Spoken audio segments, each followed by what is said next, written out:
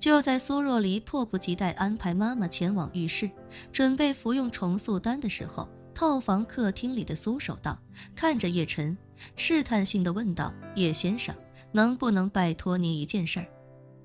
叶晨淡然道：“苏先生尽管说就是了，不用这么客气。”苏守道心中没底，讪笑着说道：“我是想跟您申请一下，明天能不能给我1天的自由，哪怕半天也行。”苏守道心里很清楚，自己虽然也跟着何英秀来到了纽约，但是自己本质上还是被叶晨软禁着的。叶晨听了他的请求，好奇地问他：“苏先生想1天的自由时间做什么呢？你可以先说来听一听，如果合情合理的话，这件事情也不是没得商量。”苏守道一下子有些面露难色，他迟疑了片刻，鼓起勇气说道：“我想去给若离的妈妈买件礼物，如果条件允许的话，再请她出去吃顿晚饭。”叶晨听到这里顿时来了兴致，他看着苏守道，直入正题地问道：“冒昧地问一下，你是打算与何女士更进一步吗？”苏守道表情有些慌乱地连忙解释道：“叶先生您别误会，我没有什么非分之想，也绝不是想借这种方式来影响您对我的惩罚。我提出这个请求，完全是基于我的个人情感。”说到这里，他不禁轻叹一声，感慨道：“叶先生，其实在金陵的这段时间，我很认真地反思过自己，我这辈子过得确实挺失败的。我给自己挑了一个我永远也战胜不了的对手，又给自己选了一个我永远也不可能感化的女人，自以为已经屹立国内众多家族之巅，却没想到自己的3个儿女却屡次身陷危机。”此时苏守道表情惭愧地看着浴室的方向，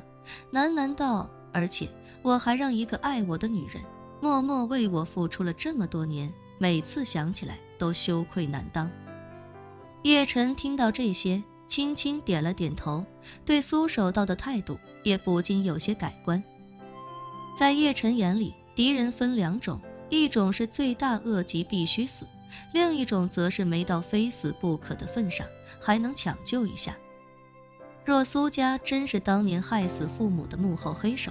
叶晨一定会让所有参与其中的苏家人为父母陪葬。不过好在苏家没有实际参与，所以还有抢救的机会。于是叶晨便故作感叹道：“何女士确实为你付出很多，不只是她，就连若离都为你和苏家付出很多，而且还屡次被苏家出卖。”苏守道惭愧地说道：“您说得对，之前的苏家人都太过冷漠了，包括我在内。”说着，苏守道才不禁由衷地说道：“所以我这段时间也在想，希望能有个机会弥补他们母女2人。”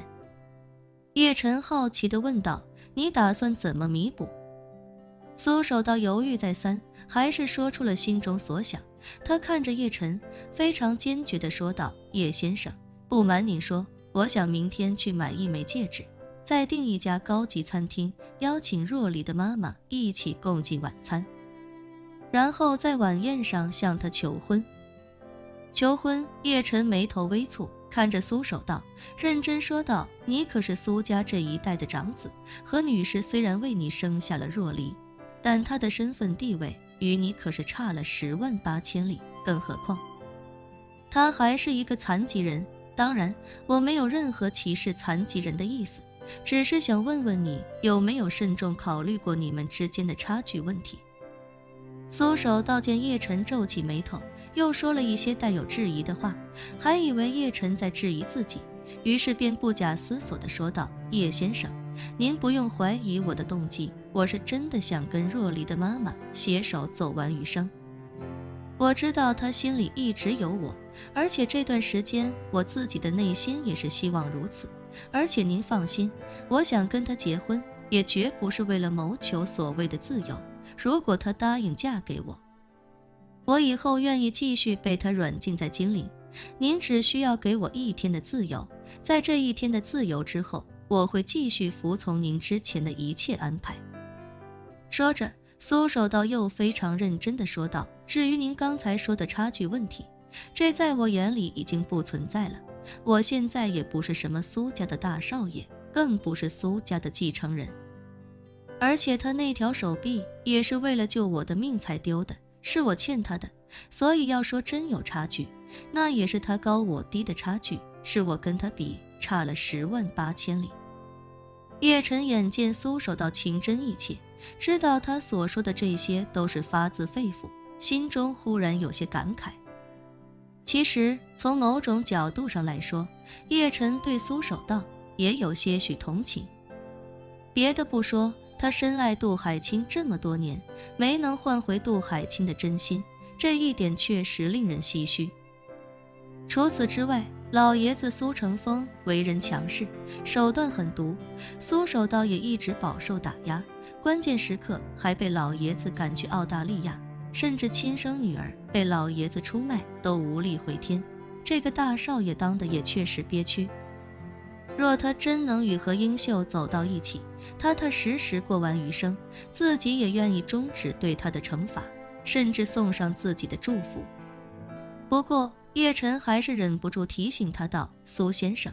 每一个成功过的男人在落难的时候都会自我反省和自我批判。朱元璋当年落难时也将剩菜剩饭煮出来的粥奉为珍珠翡翠白玉汤。但问题是，有些人能够做到真正的反省，就算将来重获成功，也能牢记其中的教训，但有些人的反思却只会留在低谷里，一旦人从低谷中摆脱，那些反思也自然抛到脑后。倘若你将来重获自由，重新掌握数千亿的财富，你还会坚持你现在的决定吗？”苏守道讪笑一声，道：“什么千亿财富，不过都是过眼云烟罢了。苏家以前豪宅遍及全球，多好的别墅、庄园，甚至城堡我都住过，但说句心里话，都没有这段时间在金陵住得踏实。在金陵的这段时间，我不用再为了表现自己而绞尽脑汁，不用再关心父亲对我的看法，不用再担心兄弟之间的尔虞我诈、你争我抢，也不用再纠结之非，之余的妈妈是不是又在背着我想着别的男人。除此之外，还有若离妈妈每日精心体贴的照顾，生活过得不知道有多轻松。用现在年轻人常说的一句话，这就是躺平了的快乐。”说到这，苏守道看向叶晨，庄重地说道：“叶先生，我知道您在担心什么，您担心的肯定不是我将来会后悔，而是担心我将来后悔了，会不会再让若离的妈妈伤心，让若离对我失望。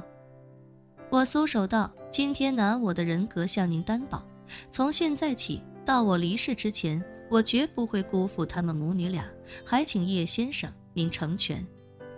本期视频结束，欢迎订阅我的频道，这样就不会错过精彩内容。